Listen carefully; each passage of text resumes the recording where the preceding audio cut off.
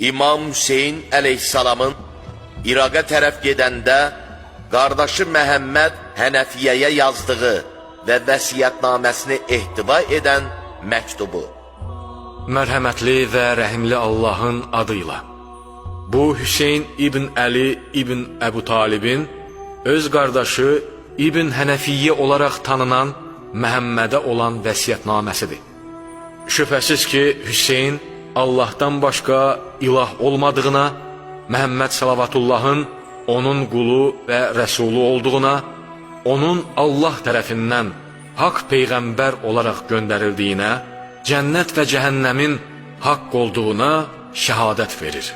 Və o saat, qiyamət günü mütləq gələcəkdir. Ona heç bir şək şübhə yoxdur və Allah qəbirlərdə olanları dirildəcəkdir.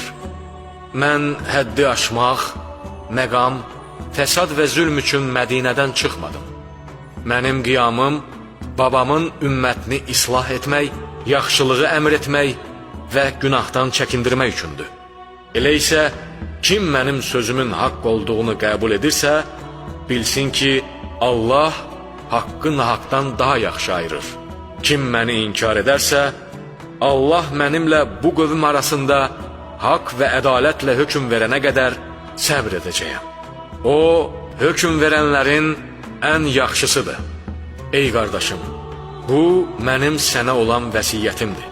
Mənim bu işdə müvəffəqiyyətim yalnız Allahın köməyi ilədir.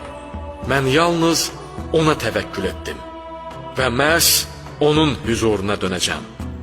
Daha sonra İmam Hüseyin əleyhissalam yazdığı məktubu büküb, möhürlədikdən sonra qardaşı Məhəmmədə verdi və onunla vidalaşdıqdan sonra gecənin qaranlığında Mədinədən ayrıldı.